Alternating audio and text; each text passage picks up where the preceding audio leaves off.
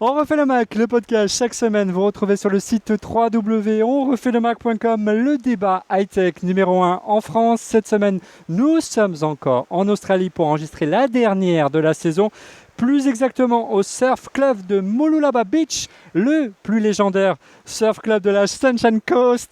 Ça rigole de l'autre côté, mais c'est pas grave. Tous les détails de cette émission, de cette rétro 2013, c'est dans le sommaire.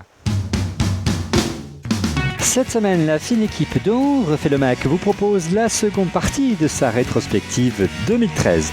Retour sur les 6 derniers mois de l'année où Apple a multiplié les sorties telles l'iPhone 5C et 5S, l'iPad Air ou encore le Mac Pro. Que penser de cette QV 2013 ? Est-elle bien armée pour affronter la concurrence ? Que nous réserve Apple pour 2014 ? Débat en duplex du Surf Club de Mooloolaba Beach en Australie où nous avons posé nos valises pour cette dernière de l'année. On refait le Mac épisode 153, rétro 2013, deuxième partie. En Belgique, retrouvez On refait le Mac exclusivement sur Belgium iPhone à l'adresse belgium-iphone.lesoir.be, le premier site d'actualité iPhone iPad en Belgique. Et désormais, retrouvez On refait le Mac au Québec exclusivement sur le site de Mac Québec à l'adresse macquebec.com, la communauté d'utilisateurs de produits Apple au Québec.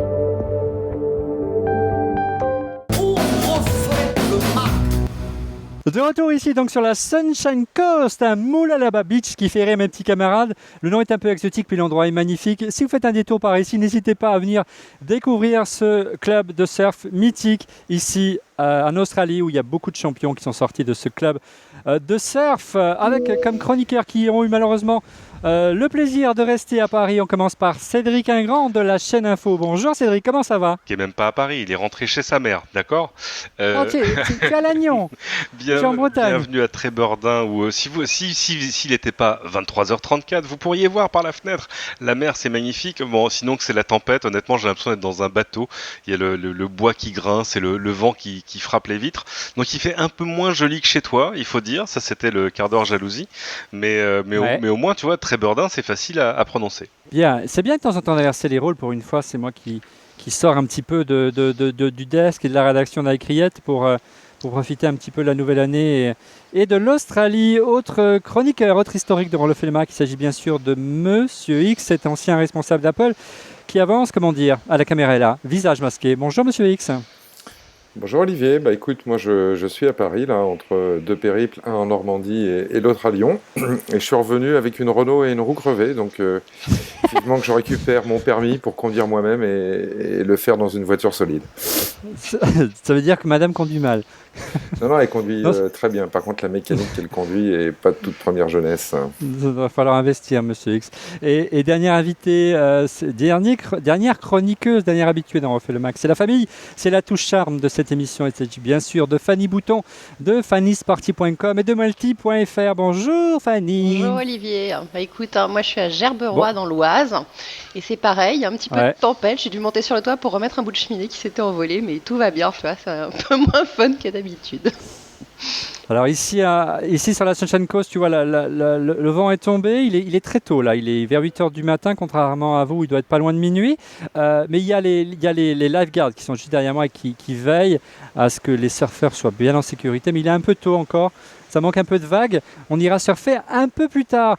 On reprend le cours de l'émission de la semaine dernière, on s'était arrêté au mois de juin, on commence tout de suite par le mois de juillet. L'été est morose pour Apple alors que le constructeur annonce des ventes records d'iPhone. Celles d'iPad connaissent un sévère coup de frein, une situation préoccupante pour la pomme. Au moment où Google dévoile sa nouvelle Nexus 7, Tim Cook en a cure, le PDG semble préparer patiemment l'avenir et l'arrivée d'Apple sur de nouveaux marchés comme le laisse penser le recrutement surprise l'été dernier du PDG d'Yves Saint Laurent.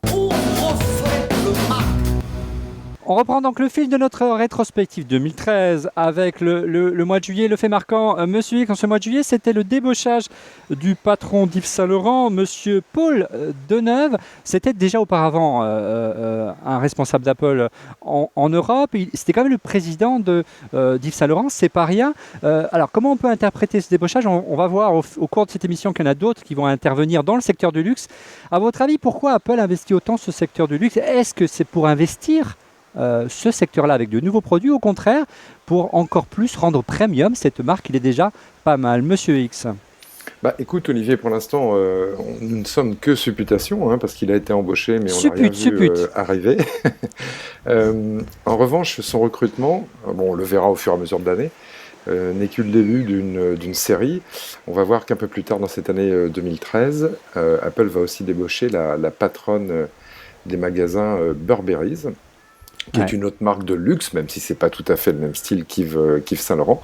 Et c'est donc certainement que quelque chose se prépare. Ça correspond en plus bien à la politique de recrutement d'Apple, qui s'appelle en anglais dans le texte le shortcut ou le raccourci. C'est-à-dire qu'Apple, dans un domaine où Apple va investir, n'essaye jamais de tourner autour du pot et de se dire je vais faire monter des gens en compétences. Ils vont chercher tout de suite à l'extérieur, s'il le faut, les meilleurs dans leur domaine. Et cette pour être efficace tout de suite. Ouais, pour être efficace tout de suite. On ne veut pas tâtonner sur un marché. Non, on va chercher les références tout de suite. Ça permet de gagner du temps. Donc il est là, il est dans les murs. La patronne des magasins Burberry's est là aussi. Et on devrait, on l'espère, voir les résultats de ces recrutements assez rapidement, mais ça sera en 2014.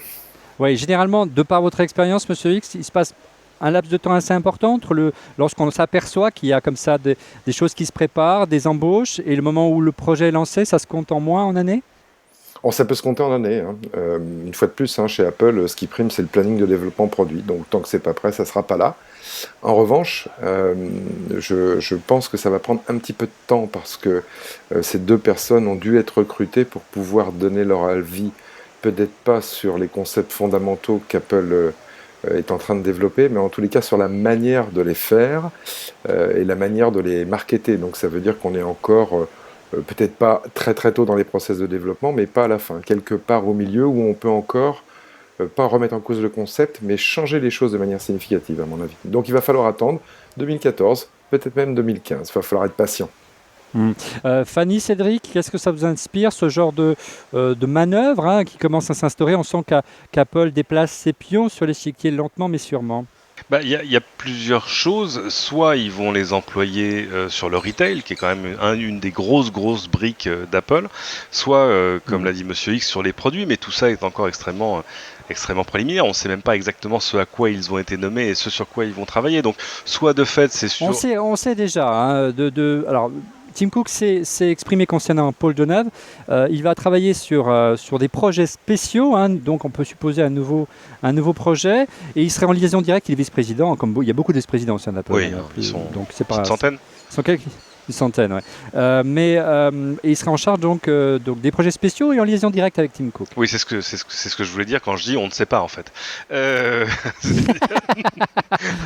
Tu as pris ça pour de l'information. Moi, pour l'instant, je sais pas. Oui, c'est vrai que c'est un peu flou. Tu as bien raison. Idem pour comment elle s'appelle, Angela, je ne sais plus quoi de Burberry. Arendts. Voilà, Angela Arendts.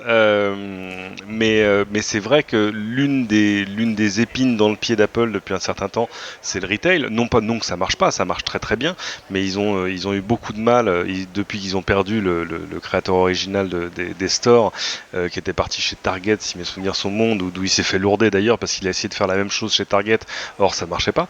Ils ont eu du mal à... C'est un peu plus grand public. Voilà. Et ils arrivent peut-être à un moment où il faut changer l'industrialisation des stores parce qu'il y en a de plus en plus dans le monde entier, c'est un peu plus compliqué à gérer. Donc je pense que en tout cas ces deux-là auront des idées sur le retail, sur la distribution et le commerce physique.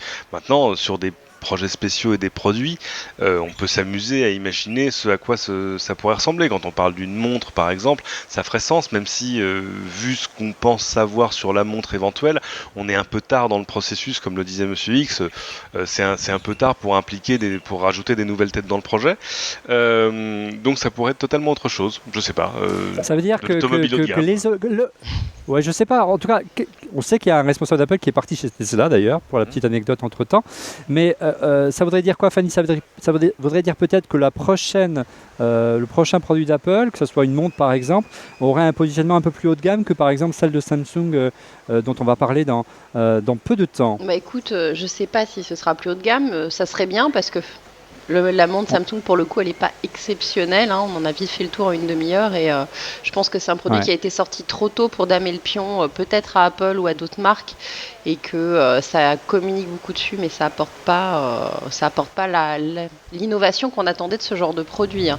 Donc voilà, donc j'espère qu'Apple fera mieux et en effet plus haut de gamme que ce qui est sorti, hein.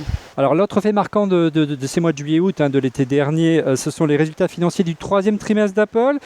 Surprise, les ventes d'iPhone sont en hausse, 31 millions d'iPhone vendus quand même, alors qu'on est en fin de cycle, en fin de génération des iPhone 5 et des iPhone 4S. L'iPhone 5S et 5C sont arrivés quelques semaines plus tard. C'est quand même 5,2 millions de plus qu'en 2012. Pour une entreprise qui a du mal à vendre des iPhones, c'est quand même pas trop mal. Par contre, Monsieur X, préoccupation majeure, les ventes d'iPad fléchissent nettement, 14,6 millions.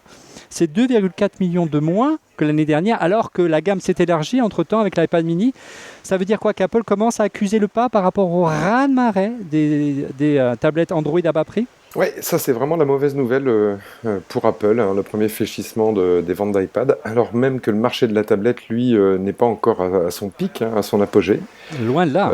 Loin de là, ouais. C'est tout simplement le signe, effectivement, que la concurrence se renforce et se renforce durement, parce que, comme on dit, le marché de la tablette est en pleine expansion. Le marché de la tablette capte une partie des ventes de PC. Apple, certainement en termes de qualité, une fois de plus, et de fonctionnalité, est pas loin d'avoir les meilleurs produits. Et il cale un petit peu là, à 5 mètres du buffet. Moi, je pense quand même qu'Apple se traîne un petit peu avec sa politique tarifaire, dont on avait beaucoup parlé lors de la sortie de l'iPad mini, et qui n'était pas très très clair entre l'iPad mini, les iPod Touch, les grands iPads. Donc tout ça pas très clair, et tout ça un petit peu cher, sur un marché où, il y a beaucoup de concurrence, et plus uniquement sur le hardware, on l'a déjà dit, mais aussi sur la partie service, avec Amazon qui est très agressif, avec Google qui est très agressif aussi. Donc il cale un petit peu vite, et c'est vraiment la mauvaise nouvelle. Il faut absolument qu'il fasse mieux d'ici la fin de l'année. S'ils veulent pas Cédric, sortir leur leadership en tous les cas. Ouais, ça veut dire qu'Apple a plutôt résisté en début d'année pour les fêtes avec l'iPad mini, mais Cédric, on a vu que l'effet Google Nexus 7, mais également l'effet d'une manière générale Android avec des tablettes parfois à moins de 100 $. On l'a vu notamment avec la tablette d'Amazon. Le rouleau compresseur a commencé à se mettre en marche, et Apple. Il est vrai que les tablettes étaient arrivées en fin de génération chez Apple, mais on voit que le rouleau compresseur, il a fallu du temps pour que le rouleau compresseur se mette en rade du côté d'Android, Cédric. Oui, il a fallu du temps pour avoir des tablettes pas chères convaincantes. Des tablettes pas chères, il y en a eu assez rapidement, mais honnêtement, je me souvenais encore des premières tablettes, pas les premières tablettes Android, mais les premières tablettes allaient, on va dire, passer sous la barre des 249 € par exemple. C'était vraiment pas terrible, et tu comprenais pourquoi il y avait une différence de prix. Ça, aujourd'hui, c'est terminé, on n'en parle plus, on a déjà parlé ici, tu l'as dit, des Nexus 7, mais même aussi des dernières Galaxy Tab, des dernières, enfin de tout ce qui se passe ailleurs. HP, hein. Et HP même, ouais, attends, t'imagines, ouais. HP is back. Et puis de la vague aujourd'hui des tablettes Windows, de fait, avec les surfaces de Microsoft et avec les autres. Donc oui, ça devient quand même un environnement un peu compliqué, et où je pense que avec le même décalage dans le temps qu'il y a eu entre le lancement de l'iPhone et le lancement de l'iPad, Apple risque de retrouver la même place, c'est-à-dire un honorable deuxième, mais ils resteront pas premiers. Or, on aurait pu s'attendre à ce que l'iPad mini inverse la tendance, et ça n'a pas été le cas pour les raisons évoquées par Monsieur X, qui sont des raisons de prix, et puis des raisons aussi de lisibilité dans les gammes de prix. C'est-à-dire que quand dans un mouchoir de poche, c'est-à-dire dans moins de 100 €, tu trouves un iPod Touch, un iPhone d'entrée de gamme et 2 ou 3 iPads, c'est un peu compliqué pour le consommateur de savoir exactement ce qu'il va acheter. Donc voilà, finalement, l'histoire suit son cours, parce qu'encore une fois, Apple apparemment semble résigné au fait que son métier, c'est pas d'être premier sur les marchés dans lesquels il entre, ce qui est un peu dommage sur des marchés qu'il a, on va dire, inaugurés, en tout cas dans leur forme actuelle, comme celui de la tablette. Et c'est heureux hasard de l'actualité, hein, c'est le moment choisi par Google pour dévoiler la Nexus 7, la deuxième génération de la Nexus 7 qui est arrivée quelques semaines plus tard, mais elle a été présentée l'été dernier. Vous l'avez eu en main, messieurs, dames, qu'est-ce que vous en avez pensé? C'est un vrai progrès par rapport à la version précédente. Est-ce qu'on peut dire que c'est une tablette low cost ou simplement c'est une vraie tablette à 100%, il n'y a pas forcément de rabais, de compromis fait sur la puissance, sur la qualité de fabrication. Et au-delà, je dirais que c'est Google qui prend sur sa marge le fait que ils la vendent quasiment à prix coûtant. Je crois que c'est une vraie tablette, il n'y a pas de souci là-dessus, elle est parfaite, elle est vraiment bien finie, etc. Après les matériaux, c'est pas du métal. Moins de 200 €, hein, précisons voilà, le prix. Ouais. Les finitions font pas haut de gamme, mais c'est un produit qui est parfaitement fini, l'écran est superbe, ça tourne parfaitement bien, toutes les applications sont parfaitement intégrées à l'interface et on se retrouve dans l'interface Google telle qu'on l'aime. C'est sans surcouche, hyper simple, avec voilà tout ce qu'il faut. Donc non, c'est pas une tablette bas de gamme, au contraire, c'est tout à fait honorable de le faire à ce prix-là. Ouais, de fait, ils ont fait des choix, même des choix de matière, hein, je l'ai dans la main ici, qui leur ont permis d'économiser de l'argent. C'est évidemment, ils auraient pu dépenser plus d'argent, mettre, je sais pas, du métal derrière, etc. Là, ils ont choisi un plastique plutôt pas mal d'ailleurs. Donc évidemment, le prix était quand même l'un des angles. Ils sont pas dit on va faire la meilleure tablette 7 pouces du monde. Ils se sont dit on va faire la meilleure tablette 7 pouces qu'on puisse arriver à pousser à un tarif vraiment engageant. Et tu l'as dit, on est aux alentours de 200 €. Mais encore une fois, et Fanny l'a dit, c'est pas du tout une tablette d'entrée de gamme. Moi, j'avoue que j'ai celle-là et l'iPad Retina. L'écran de celle-là est Full HD. Je passe assez indifféremment de l'un à l'autre, ouais, absolument. L'iPad Retina est quand même plus fin que ça. Et puis, il y a ce joli dos métal, mais là encore, les prix sont incomparables. Et c'est vrai que c'est assez compliqué, Monsieur X, d'expliquer qu'en fait, Google ne gagne pas d'argent sur cette tablette, contrairement à Apple, son métier c'est constructeur, c'est pas d'être un moteur de recherche.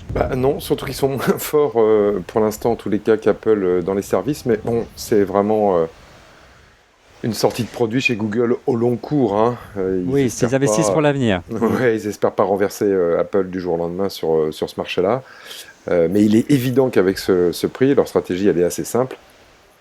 Avoir beaucoup de ces terminaux-là entre les mains d'un maximum de personnes, et puis ils ont quand même des services derrière, même si la majorité sont gratuits, qui sont compétitifs, hein, avec un magasin d'appli, le Google Play, etc., qui est vraiment bien, qui est maintenant puissant. Je pense qu'ils ont parlé assez récemment qu'ils allaient atteindre le million d'applications disponibles pour les tablettes chez Google. J'ai entendu parler de 900 000, je crois. De quoi a-t-on besoin de plus? Bon, quand ils auront cette base installée comme ils l'ont côté téléphone, sincèrement, rien ne s'opposera plus à eux. En tous les cas, on ne pourra plus les déloger de ce marché. Non, puis avec la simplicité du fait que tout le monde ait un compte Gmail et que tout le monde puisse transférer comme ça, tu as juste à rentrer ton adresse email, ton mot de passe et tout se réinstalle sur ta tablette à l'identique sur chacun de tes produits Google. Ce qui ne se faisait pas aussi facilement au départ avec toutes les autres tablettes en dehors des Apple. Et là, maintenant, c'est d'une simplicité déconcertante. Hein. On voit en effet les différents étages de la fusée qui commencent à se mettre en route. Pour ceux qui n'ont jamais eu le plaisir d'installer une nouvelle tablette Android, mais ça marche pareil sur les smartphones, c'est très drôle parce que au début, ils disasaient, quand tu démarrais la machine pour la première fois, avez-vous un compte Google? Et on te demandait ton login mot de passe. Et ils ont rajouté une phrase maintenant en dessous de avez-vous un compte Google? En dessous, ils ont marqué si vous avez Gmail, la réponse est oui. Parce qu'on ne sait jamais, on ne comprendrait pas. Dernier fait d'actualité de cet été qui est relativement calme du côté d'Apple, hein, comme c'est le début d'année, la semaine dernière, mais on a quand même réussi à tenir près d'une heure et quart pour cette émission. C'est l'arrivée d'un biopic, le biopic de Steve Jobs, incarné par Ashton Kutcher. Qu'est-ce que vous avez pensé de ce long métrage? Ça n'a pas été un grand succès. Qui veut en parler en premier? Je ne l'ai toujours pas vu, donc je ne vais pas vous en parler. Alors il vient d'arriver sur iTunes et sur la plupart des plateformes de vidéo et de VOD. Cédric, monsieur X, vous l'avez vu de votre côté? Non, moi je l'ai pas vu, j'attendais qu'il arrive sur iTunes pour le télécharger, mais il va falloir que je retrouve un compte iTunes US pour pas le télécharger en VF, donc c'est un peu compliqué. Moi j'en ai vu des bouts, des extraits, etc. Et il n'y a même pas de transformation physique pour Ashton Kutcher, c'est-à-dire que c'était clair que c'était à lui de jouer Steve, il n'y avait pas physiquement, c'est hyper impressionnant. Le travail qu'il a fait sur la voix, mais apparemment tous ceux qui l'ont vu disent ce qui pêche c'est le scénario. Moi j'attends de le voir en vrai parce qu'évidemment nous on a un œil un peu particulier quand on regarde ce genre de film. Oui. D'abord parce que les événements qui sont à l'intérieur on les découvre pas dans le film.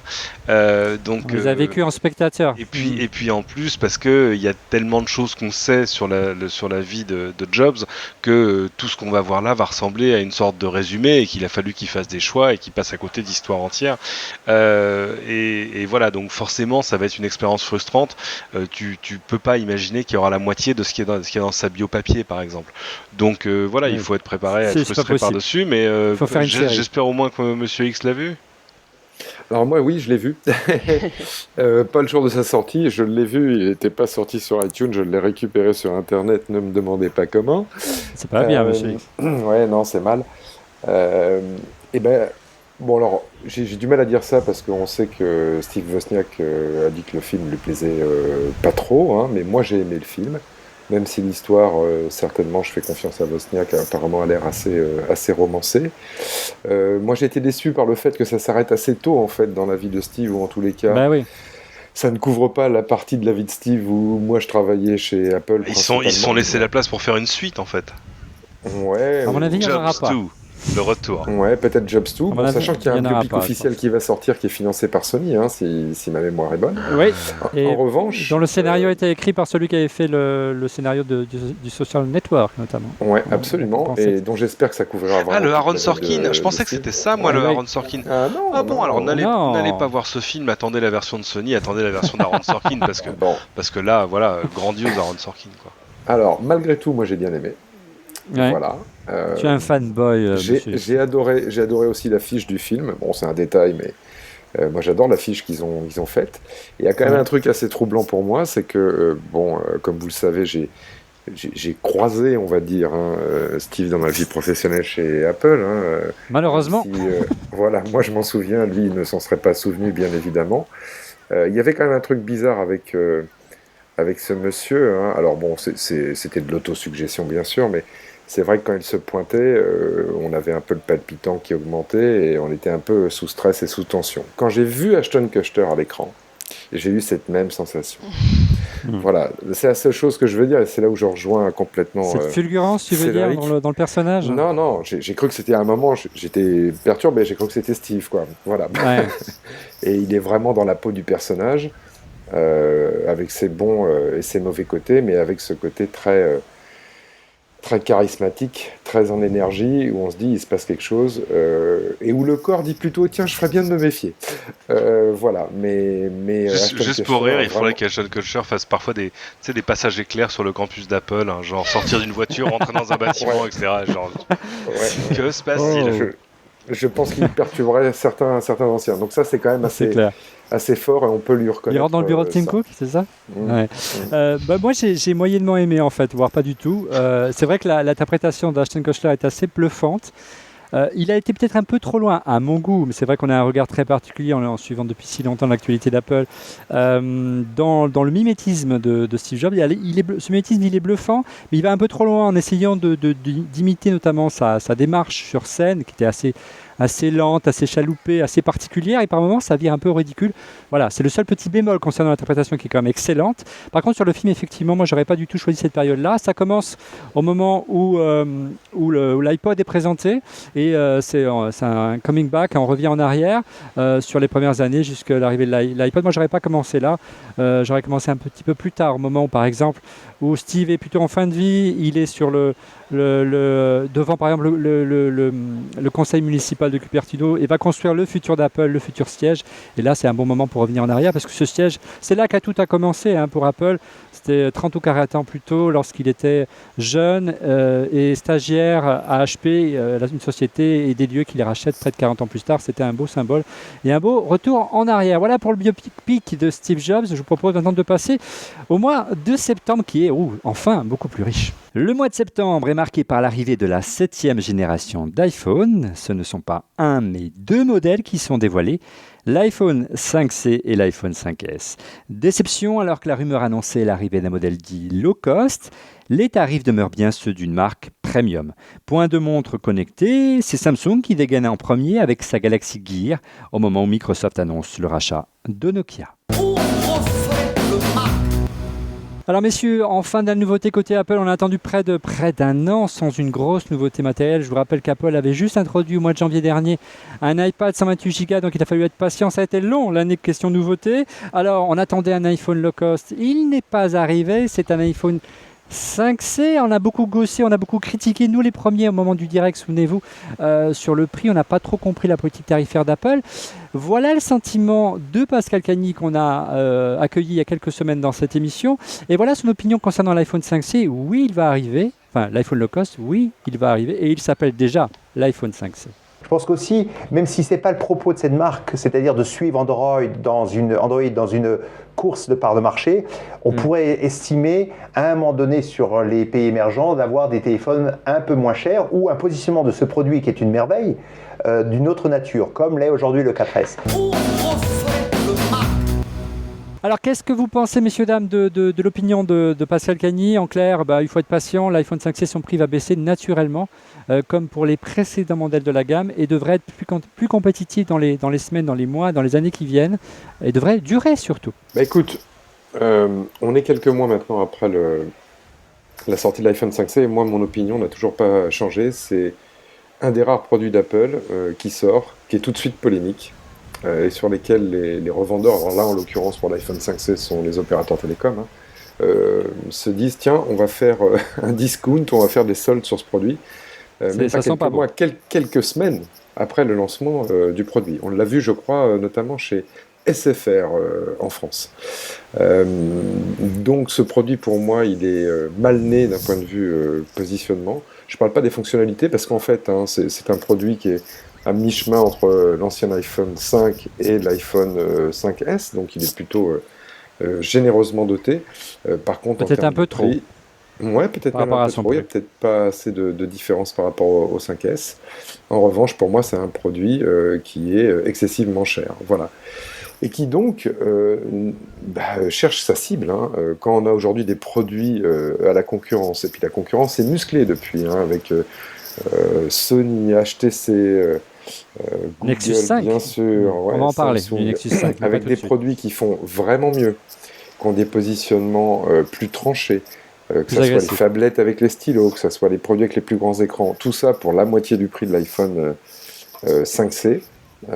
Moi, je ne comprends pas. D'où cette sanction, où certains opérateurs ont commencé à casser le prix assez rapidement. Et le résultat, on va le voir après Noël, dans les chiffres de vente d'Apple qui vont être publiés entre le 20 et le 25 janvier. Et moi, je pense que ces résultats vont être mauvais. Parce que là, on a beau dire oui, on sous-estime parce qu'on est critique la puissance de la marque Apple, quand on est 2 fois plus cher que la concurrence pour des fonctionnalités qui sont pas aussi bonnes, la pilule a beau être acidulée, pour moi, elle est amère. Cédric, ta réaction et par rapport à l'opinion de Pascal Cagny en disant voilà, soyez patient, en fait c'est un produit qui va durer et le prix va baisser. Je suis content que Pascal Cagny ait réussi à rajouter du sens là où nous on n'en voyait pas, en tout cas au lancement du 5C, parce que de fait, si ce produit est fait pour durer, si graduellement son prix baisse et que il permet d'attaquer des marchés émergents et qui reste pas comme un deuxième iPhone qui serait remis à jour au même rythme que l'iPhone flagship qui est le 5S aujourd'hui.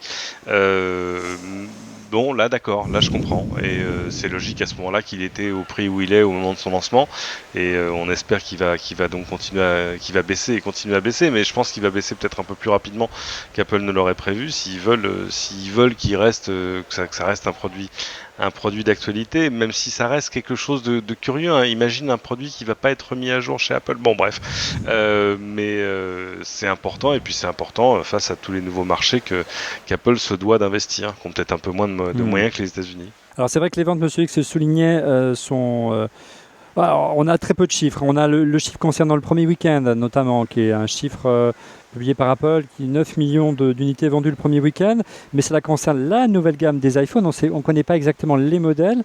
A priori, et comme le soulignait Monsieur X, c'est l'iPhone 5S qui surperforme au détriment de l'iPhone 5C. C'est vrai qu'il apporte des améliorations pour une centaine d'euros en plus, Fanny, qui justifie peut-être que les gens se retournent plus vers cet iPhone 5S.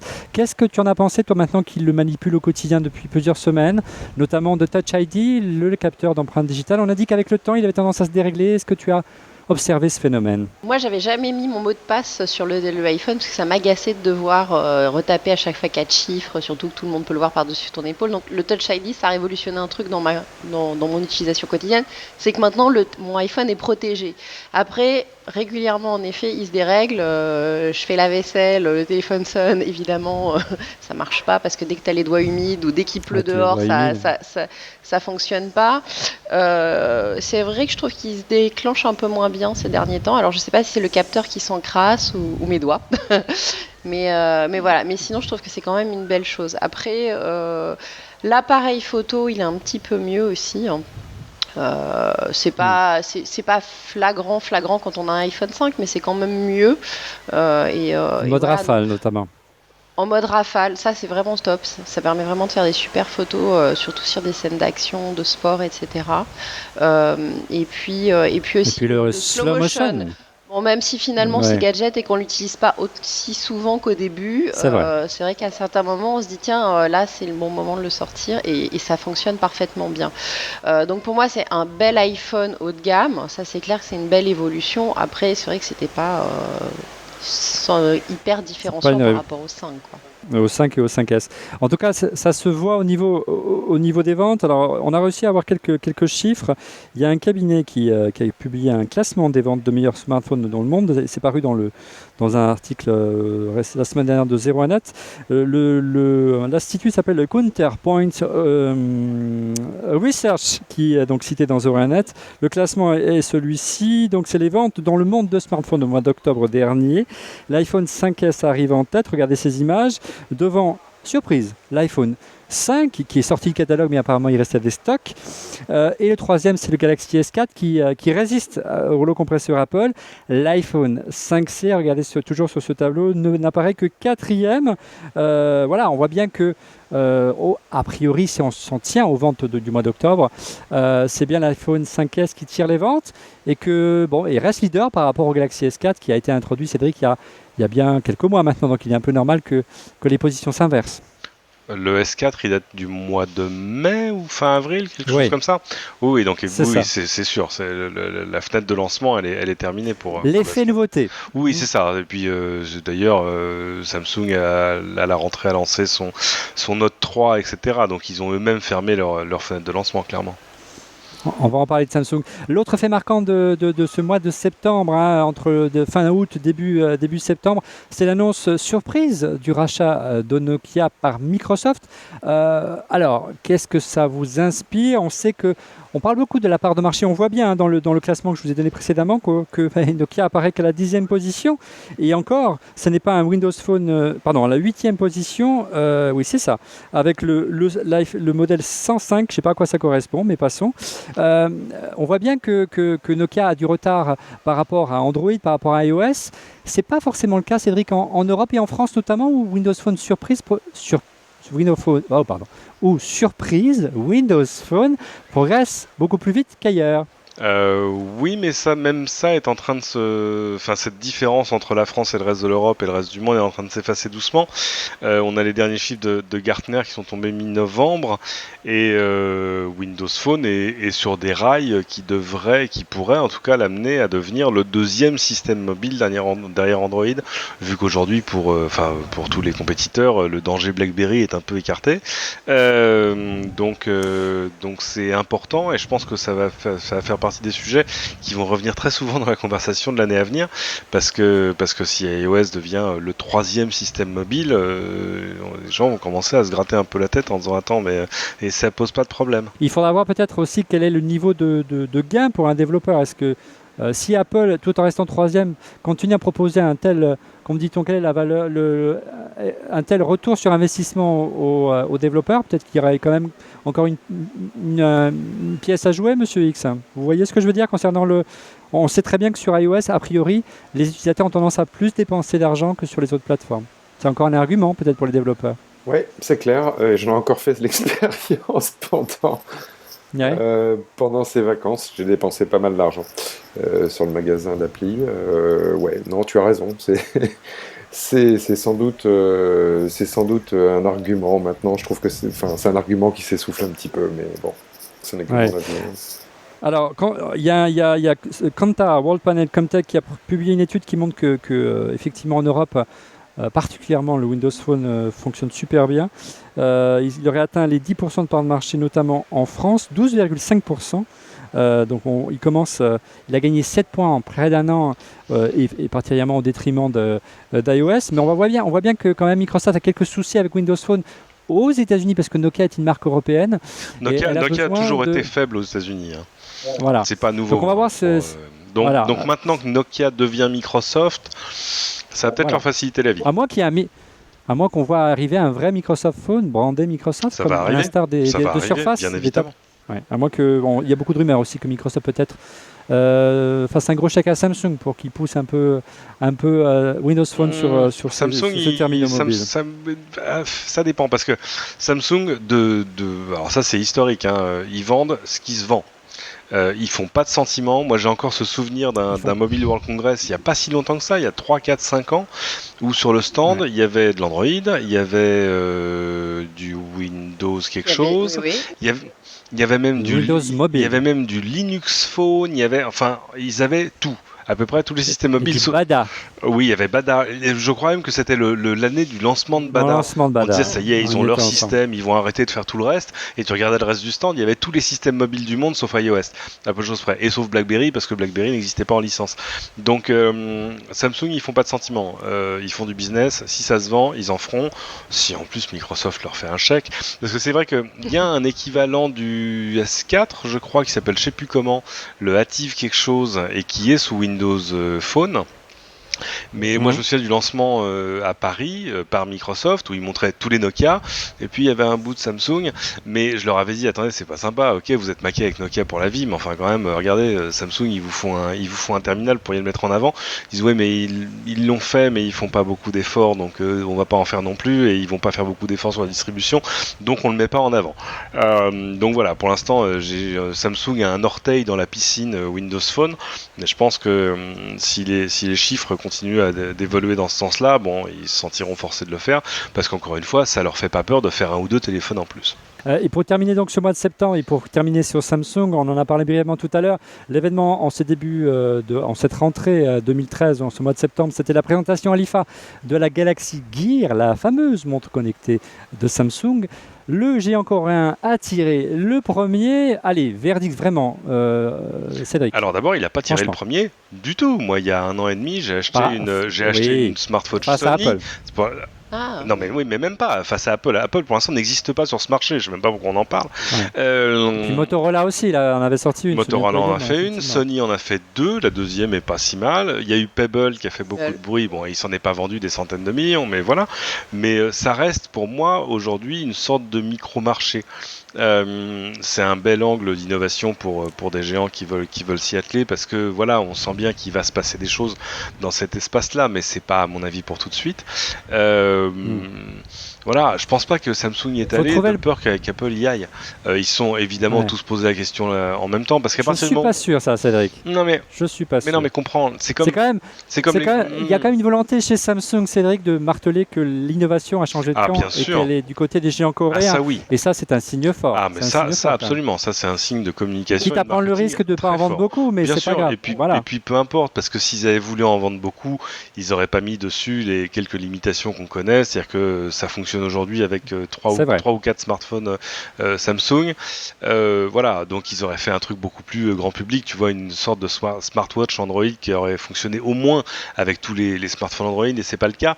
Donc il n'a pas été fait pour être vendu par tombereaux entiers. Mais il est fait pour prendre les marques, et puis au moins le jour où Apple se lancera, de fait, Apple pourra pas dire nous avons créé ce marché. Sauf s'il faut un produit très différent. Et là aujourd'hui, c'est un peu comme quand on parle d'une éventuelle télé d'Apple, on n'arrive pas vraiment à dessiner ce qu'il faudrait qu'elle soit pour être vraiment innovante. Elle pourrait l'être en termes de contenu, mais en termes de design, de hardware et d'interface, voilà. Donc voilà, ça va être intéressant de voir ce qui va se passer de ce côté-là, là aussi, en 2014. Bon, mais là, par contre, on arrive et c'est très simple de dire à Samsung, à Sony et à Apple d'ailleurs, ce qu'il faut faire pour qu'une montre soit meilleure, il faut qu'elle ait plus d'autonomie et qu'elle soit plus fine. Mais évidemment, ce sont deux demandes qui sont incompatibles entre elles. Il va falloir attendre encore un petit peu pour avoir vraiment un peu de recul concernant l'accueil favorable ou non de cette montre. On sait que dans la presse, il a été assez mitigé, pour pas dire froid. Moi, j'ai pas trop aimé, mais bon, c'est tout à fait personnel.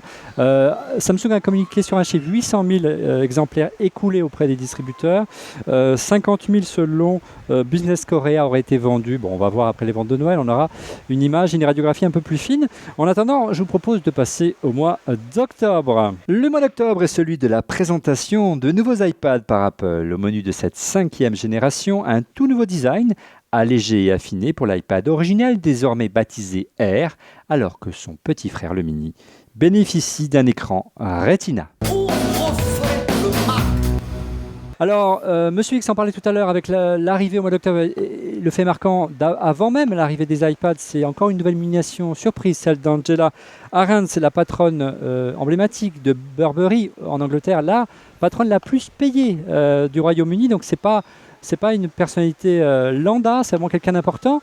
Brièvement, Monsieur X, selon vous, est-ce que ça pourrait être même quelque part une personne qui pourrait succéder à terme à Tim Cook, vu son profil? Alors là, mystère et boule de gomme. Elle va diriger les Apple Store et les Apple Store en ligne aujourd'hui. Oui, voilà. Ça apparaît presque petit bras par rapport à ce qu'elle fait aujourd'hui chez Burberry. Bah non, pas... Enfin... oui et non. D'abord non, parce que les Apple Store, c'est hyper important chez Apple, comme tu le sais. C'est quelque chose sur lequel Tim Cook, à titre personnel, avait beaucoup bossé, même du temps de Steve. Donc il a besoin de quelqu'un de haut calibre et de confiance. Et puis en plus, Apple a tellement merdé là, sur les renouvellements successifs de la personne qui occupait la tête de la division Apple Store, qu'ils avaient besoin vraiment cette fois-ci de ne plus se tromper. De là à ce qu'elle remplace Tim un jour, il faut d'abord qu'elle fasse ses preuves, et puis après on en reparlera. Maintenant, on sait que ça peut aller très vite, hein. Ses successeurs n'ont pas duré très longtemps. Hein. Ouais, on parlait d'elle avant qu'elle soit débauchée pour aller chez Apple. De par les résultats qu'elle avait et le travail qu'elle a fait, notamment pour contribuer à renouveler cette marque et Burberry, mais surtout parce que... Qui était vieillissante, c'est vrai. Ouais, elle a dépoussiéré la marque. Ouais, absolument. Burberry, sous sa houlette, a acquis une solide réputation d'être une des entreprises qui maîtrise le mieux, je vais lâcher un gros mot, ce qu'on appelle le big data. Alors, qu'est-ce que c'était chez Burberry? C'était la capacité... Quand est un client récurrent, en tous les cas, de Burberry, en fait, d'avoir toutes ces données, c'est-à-dire son historique d'achat, tout simplement chez Burberry, dématérialisé, disponible sur son téléphone, mais aussi, si on le souhaite, si on l'accepte, ses interventions sur les réseaux sociaux, avec une exploitation in fine de tout ça, faite par Burberry, qui leur permettait un ciblage de leurs clients, qui est réputé pour être un des plus fins au monde. Conclusion, dans certains magasins Burberry, quand les gens rentraient, s'ils étaient détectés, on peut le faire avec notamment de la présence géolocalisée, les gens dans le magasin étaient et sont capables très rapidement de savoir quel est le profil du client, qu'est-ce qu'il aime, qu'est-ce qu'il a acheté, qu'est-ce qu'on peut lui proposer pour pouvoir faire ce qu'on appelle ces fameuses ventes additionnelles, et puis aussi mieux accueillir ce qu'il a mis ça en place dans les magasins Burberry de manière extrêmement avancée et extrêmement fine. On le sait maintenant, c'est un des axes de développement majeur pour Apple, en tous les cas dans ces magasins, avec une technologie qu'on a vu apparaître quelques semaines ou quelques mois après l'annonce de son recrutement, et qui est iBeacon. Cette technologie qui est, on va dire, un Bluetooth raccourci, en tous les cas une technologie qui permet... quand vous rentrez dans un magasin Apple aux US maintenant, avec votre iPhone, d'interagir avec les produits en démonstration, d'avoir des informations supplémentaires, et donc pour Apple, d'avoir des informations supplémentaires, ce fameux big data sur vos comportements. Donc c'est ça qu'elle amène avec elle, cette expertise, et elle va essayer, je pense, de faire bien ça, on verra après. L'autre fait marquant de ce mois d'octobre, évidemment, c'est l'arrivée de la nouvelle gamme d'iPad, comme de tradition désormais chez Apple.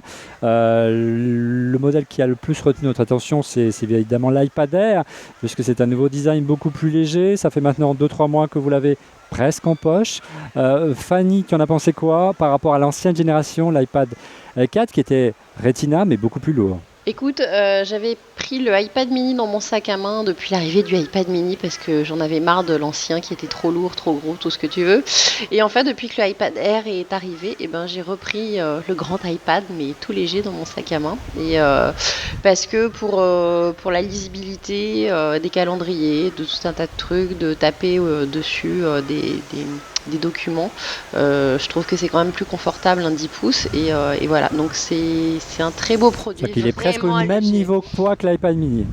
Il est même presque au même niveau de poids que l'iPad mini, donc finalement tu vois plus tellement la différence, c'est ça? J'ai pas regardé, mais en tout cas la différence entre le iPad 4 et le nouvel iPad et le iPad Air est vraiment flagrant et permet de l'avoir en mobilité sans que ça pèse trop lourd. Alors Cédric, toi, qu'est-ce que tu en as pensé par rapport à l'état de l'art du monde Android, notamment même Windows Phone? On a vu que Nokia, entre-temps, a lancé ses propres tablettes. Est-ce que ça te semble cohérent, notamment au niveau du prix? 480 €, c'est quand même cher, mais en termes dans ce form factor, ça reste assez cohérent par rapport aux valeurs du marché. Oh bah ça reste même, je pense que pour l'instant, Apple n'est pas très inquiet sur les formats 10 pouces. Je pense que grâce au Retina, grâce au design, grâce à la finesse, à l'autonomie, etc., il y avait besoin de rafraîchir un peu la gamme, parce qu'on l'a dit, les iPad 3 et 4 étaient un peu lourds, épais, tout ça. Là, il est magnifique. Il est magnifique parce qu'on n'a pas touché à la taille de l'écran, mais la machine est plus petite et plus fine. Elle est moins large aussi. Donc voilà, c'est une très très belle réussite. Moi, j'ai rien à dire là-dessus. Et je vois pas d'équivalent. Oui, les dernières tablettes de chez Nokia sont belles, mais il faut avoir envie d'être sous Windows. Dans le monde Android, il y a des tablettes 10 pouces, mais il manque une nouvelle Nexus 10, j'ai envie de dire. La première Nexus 10, quand elle est sortie, c'était la machine la plus incroyable du monde, dans un design un peu gonflé, qui plaisait ou qui plaisait pas, mais en tout cas, c'était une sacrée machine. Voilà, il manque un petit refresh de la gamme Nexus de ce côté-là. Mais ce format-là est celui sur lequel, à mon avis, Apple est le moins inquiété. Monsieur X, votre verdict concernant l'iPad Air? Magnifique. Non mais, moi j'avais adoré l'iPad mini parce que j'avais adoré le poids et le design de ce produit qui me semblait mieux fini que l'iPad. Enfin, en tous les cas, mieux fini. Ça me convenait mieux que l'iPad. Et là, en fait, c'est beaucoup du facteur de forme ou du design produit de l'iPad la mini, légèreté qu'on retrouve dans l'iPad. Et comme le disait fort justement Fanny, on n'a plus cette sensation de lourdeur, donc on a juste envie d'aller faire un chèque pour l'acquérir. Bon, moi je vais attendre un petit peu parce que l'iPad est le produit le plus utilisé dans mon foyer par tout le monde, et donc il a beaucoup reçu de coups, il a beaucoup de beignes. Voilà, donc je vais attendre qu'il soit vraiment fini pour aller l'acheter, mais c'est sur ma liste de courses, hein, il est vraiment juste parfait. Moi, le seul regret que j'ai eu quand même, c'est que j'aurais bien aimé avoir justement le Touch ID dessus. Peut-être pas l'appareil photo, mais en tout cas le Touch ID. C'est vrai qu'on n'a pas trop compris. C'est vrai que c'était un petit peu dommage puisqu'on avait tout ce qu'il fallait en processeur et autres pour le faire fonctionner. Donc bon. Non mais c'est même dément qu'on puisse pas avoir plusieurs comptes sur un iPad avec Touch ID pour se loguer. C'est ça. Voilà, ce serait trop bien. Ça c'est incompréhensible. Rodrigo, si tu nous entends, mais oui, c'est ça. Ça c'est une wishlist qui est bien. C'est pour ça qu'il n'est pas là aujourd'hui. Ouais, à la limite, moi, le Touch ID, je m'en fous parce qu'à la maison, en définitive, je m'en fiche un peu. Mais moi, c'est le multicompte que je voudrais. Alors, le multicompte avec le Touch ID, alors là, oui, je serais même prêt à payer 50 € de plus. Et vraiment, Apple commence à nous saouler à pas nous donner le multicompte sous iOS. On a compris qu'ils veulent qu'on achète tous un iPad et qu'on paye. Mais on le fait déjà payer depuis des années leurs produits. Donc, non, il faut arrêter, monsieur. C'est amusant, il y a un truc dont je me suis aperçu. Il y a une fonction dont j'ai pas cru qu'elle n'existait pas sur iPad, et pourtant, en débarquant ici, dans la maison de ma maman, au bord de la mer, je suis arrivé avec respect, avec le MacBook, toutes les tablettes, la tablette de madame, l'iPad sur lequel mon fils regarde des vidéos dans la voiture, etc. Et évidemment, il a fait... Déjà ? Bah oui, attends, tu crois comment tu crois que tu achètes la paix dans les places arrière d'une voiture, toi Tu veux dire, c'est là où il détruit les tablettes, c'est ça? Non, parce que c'est hors de portée, c'est bien accroché, c'est nickel. J'ai trouvé cette notification d'aimant sur Amazon. Je suis très fier. Et il a sa tablette à lui en plus, Oscar. Ouais, je suis très fier d'Oscar parce qu'il ne détruit que les tablettes Android, pas les tablettes iOS. Si, il a déjà détruit un iPad. Si, il est pas, moins bien. Mais il a moins bien. donc voilà, il a fallu connecter tout ça à la Livebox qui est ici, parce qu'évidemment, on est dans la Telecom Valley des Côtes d'Armor, on est à côté de Lannion. Ouais. Bon, c'est que j'ai quand même que 2 mégabits d'ADSL, mais enfin peu importe. Et là, je me dis, c'est chouette. Je vais te connecter tout ça en WPS, ce sera quand même plus facile. Donc là, j'avais un smartphone Android, clic, WPS, super, une tablette, super. Et là, j'arrive sur l'iPad et je dis, tiens, ça marche comment WPS sur iPad ? Et apparemment, ça marche pas, WPS. Tu sais, le truc qui te permet juste d'appuyer sur un bouton sur ton routeur Wi-Fi pour connecter automatiquement, ça ne marche pas. Et tu te dis, c'est bizarre, le monde entier fait du WPS et pas Apple.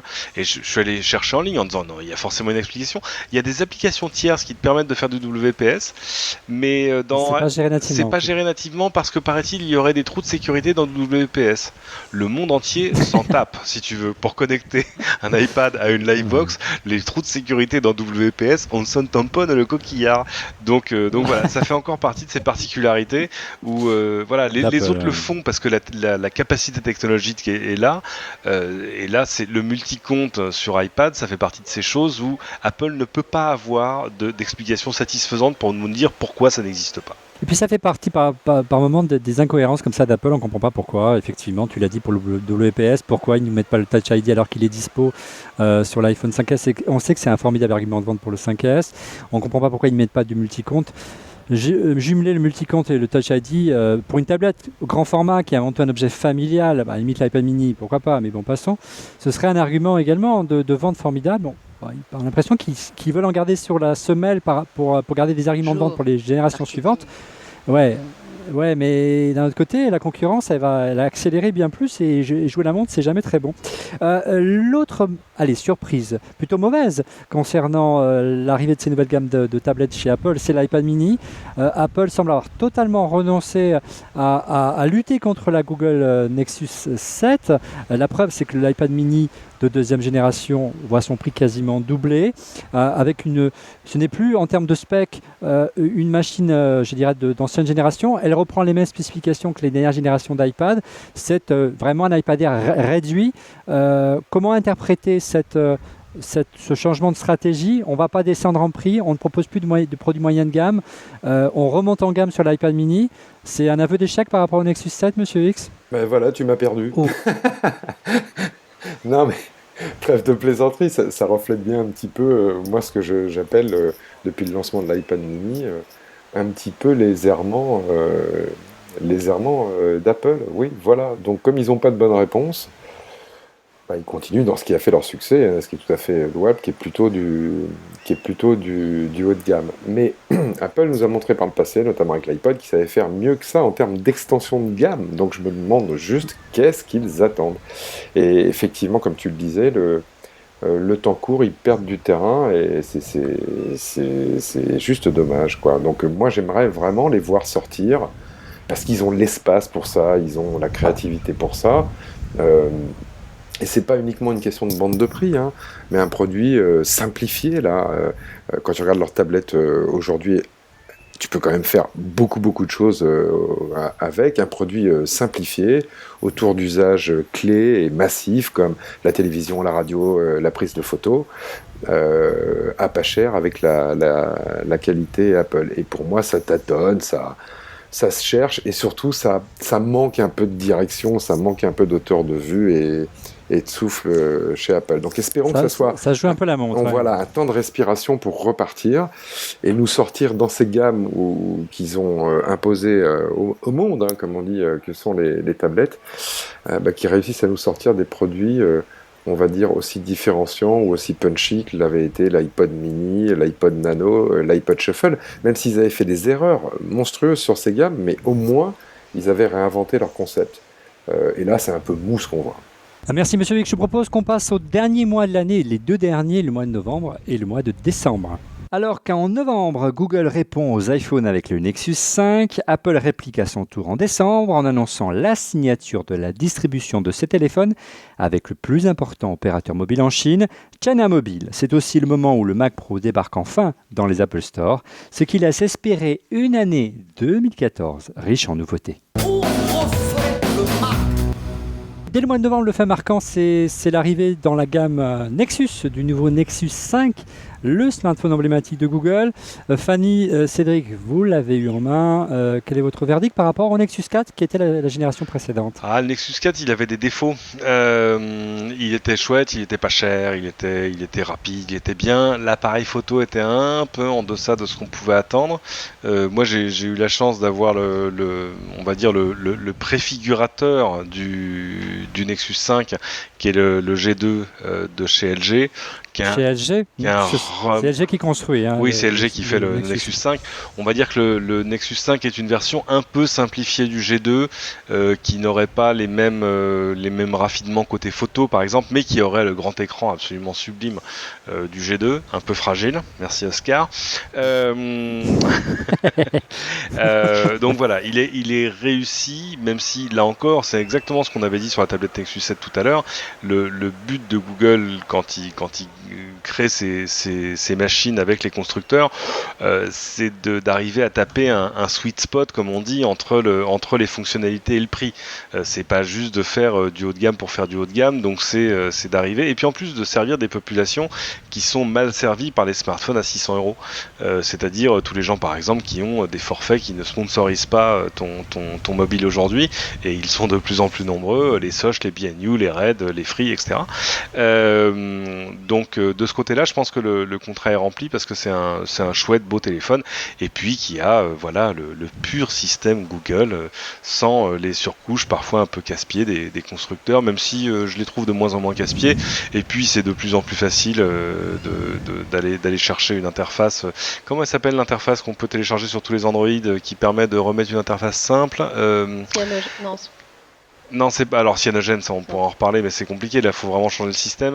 Non, c'est pas moi qu'il faut poser la question. Bah oui, c'est ça. Je vous le dirai, parce que Apex, voilà, APEX, sur n'importe quel Android, vous installez Apex et vous avez un launcher sur une interface de départ qui est super simple et alors customisable quasiment à l'infini, et ça existe en version gratuite. Donc voilà. Donc si vous n'avez pas un Nexus, vous pouvez quand même vous faire une expérience un peu purifiée par rapport à ce que proposent HTC, LG, Samsung et les autres. Oui, Fanny, de ton côté? C'est vraiment un des meilleurs téléphones de l'année que j'ai eu avec le 5S, parce que justement c'est beau, c'est propre, ça fonctionne bien, et voilà. Et alors le truc que j'adore justement dans les applications en natif, c'est par exemple Google Translate, traduction. Et ben sur la version du Nexus, tu vas au Japon, tu vas en Chine, tu as un menu tout en chinois ou en japonais, et ben tu peux prendre en photo le menu et ça te le traduit directement, les caractères. Donc on avait vu voilà. Une application comme ça il y a des années sur iOS, effectivement. On avait vu ça sous Android aussi. Ouais, mais voilà, là ça arrive enfin. Et puis ce qui est remarquable, encore une fois, c'est son prix, 349 €, sans abonnement, il faut le rappeler. Un écran de 5 pouces, 1920 par 1080, et accessoirement la recharge sans fil, ça j'aime bien également, pour plus avoir de fil à la patte. L'autre événement du côté d'Apple, c'est l'arrivée enfin d'une nouvelle machine. Elle a été annoncée au mois de juin, on vous en parlait la semaine dernière. Elle est disponible depuis quelques jours maintenant. On en reviendra plus en détail dans une émission qui lui sera consacrée en début d'année prochaine. C'est le Mac Pro, fabriqué aux États-Unis. Comment interpréter d'abord, Monsieur X, ce revirement stratégique d'Apple de vouloir marteler que les ordinateurs d'Apple sont assemblés, je ne sais pas ce que ça veut dire, aux États-Unis dans une usine ultra-moderne, comme on peut voir sur cette vidéo, avec plein de robots, tout ça, c'est impressionnant à voir. Moi, ce qui m'a ravi dans cette annonce, c'est d'abord que le Mac n'est pas mort, voilà, et qu'Apple met encore la puissance de sa créativité au service d'ordinateurs pour faire des choses avec. Qu'ils nous sortent un ordinateur destiné aux pros, ce qui est vraiment qu'aux pros, ce qui n'était pas arrivé depuis des années, avec vraiment des avancées technologiques. Alors, on ne va pas parler du microprocesseur, parce que ce n'est pas eux qui les font sur ces machines-là, mais la conception globale, que ce soit au niveau du stockage, des cartes vidéo, même l'utilisation du produit en tant que tel, puisqu'il repasse d'un Power Mac où on mettait tout dedans à un produit qui est en fait un hub, où on va connecter plein d'extensions dessus. Enfin, tout ça, c'est vraiment pour moi la grosse et la belle annonce d'Apple en fin d'année. Après, ils avaient eu, et c'est pas tant un revirement stratégique, mais beaucoup de pression à juste titre, parce que ils étaient la première société en termes de capitalisation à un moment boursière, et toute leur fabrication était faite en Chine et dans le sud-est asiatique, ce qui n'était pas justifié pour des machines comme ce nouveau Mac Pro qui va commencer à 3000 euros. Donc ils ont fait quelque chose sous la houlette de Tim Cook d'intelligent, qui est, au-delà de sortir le produit, en profiter, mais il l'avait déjà amorcé avec quelques iMac haut de gamme, la fabrication de ce produit aux États-Unis. Et ça, c'est bon pour leur image, c'est bon pour l'économie américaine. Je pense que c'est bon tout court, voilà, et que ça fait du bien en plus à l'image d'Apple. Donc gageons que ça soit le début, en tous les cas, d'un revirement stratégique qui permette à Apple non pas de sortir le drapeau américain, mais de continuer à développer des Mac et des ordinateurs pour pouvoir être créatifs, ce qui est quand même leur ADN. Excusez-moi pour cette longue tirade, hein, mais ça faisait tellement longtemps que ça nous était pas arrivé. Voilà, et j'ai hâte de le tester parce que je ne l'ai évidemment pas encore fait. Mais bon aussi, on attend de rentrer d'Australie pour ça. Cédric, tu en as pensé quoi déjà par rapport au prix, hein, ça a été une surprise, tout le monde a annoncé des prix assez importants parce qu'effectivement, si on associe les différents composants, on arrive à des sommes astronomiques. Là, on est resté à une somme relativement raisonnable autour des 3000 € pour la version de base. Est-ce que pour toi, c'est quoi? C'est un ordinateur professionnel par excellence, un rêve de geek, ou concrètement, c'est l'avenir de l'informatique et ça préfigure l'ordinateur de monsieur et madame tout le monde de demain? Non. Ça préfigure pas du tout l'ordinateur de monsieur et madame tout le monde de demain. C'est un vrai rêve de geek et c'est une sublime machine professionnelle. Ça tombe bien parce qu'elle a le prix qui va avec, donc c'est plutôt rassurant. Mais non, je pense que là ils se sont vraiment fait plaisir et je suis d'accord avec monsieur X quand on dit que là voilà on rentre dans l'ADN de l'Apple qu'on aime, quoi. C'est-à-dire qu'ils se sont fait plaisir tant sur les specs que sur le design. Enfin voilà, c'est quelle magnifique machine que personne d'autre, à mon avis, n'aurait quasiment pu faire, enfin si, mais pas de manière si crédible. Je suis pas forcément d'accord avec toi sur le prix. Si une fois que tu la mets, je dis pas fully loaded, mais disons que tu en fais une vraie belle configuration professionnelle, t'es vraiment à plus de 3000. Ah oui, tu es presque à 10 000 €. Le problème dans tout ça, c'est que tu détruis un peu Olivier. Oui, c'est ça. Tu détruis le design original de la machine, qui est ce magnifique cylindre laqué, parce qu'évidemment, tu vas faire des guirlandes de Noël de Thunderbolt à côté pour brancher tous tes drives, tes moniteurs, ton machin, le réseau et le reste. Donc bon, finalement, c'est une machine qui risque un peu de prendre la poussière, mais peu importe. C'est une vraie belle machine et moi je suis heureux qu'il l'ait faite, sinon que elle est largement en dehors de mes moyens et de mes besoins en plus. Alors effectivement, ouais, si on met la configuration haut de gamme, hein, et qu'on met toutes les options au taquet, on atteint les 10 000 € pour l'unité centrale, ce qui fait cher quand même le cylindre de 25 cm. Sans écran, hein. Sans écran. Rappelons-le, sans écran. Et puis après, on peut rajouter un écran Apple 27 pouces. On se posait la question quand ils avaient annoncé le produit de savoir si Apple allait sortir un écran 4K, puisque les cartes vidéo dans cette belle machine supportent le 4K. Et la réponse est oui et non, une réponse à la Normand. Vous pouvez commander un écran 4K quand vous commandez votre Mac Pro. Donc la réponse est oui, il vaut 4000 € quand même. Mais là où la réponse est non, c'est qu'il vient pas de chez Apple, il vient de chez Sharp. Voilà, maintenant ça préfigure certainement de quelque chose parce que il y a eu beaucoup de rumeurs, hein, il me semble, autour de Apple et Sharp. Pas au niveau du 4K, mais de la télé, je crois. Oui. Tiens. Apple sort on va en parler dans un instant.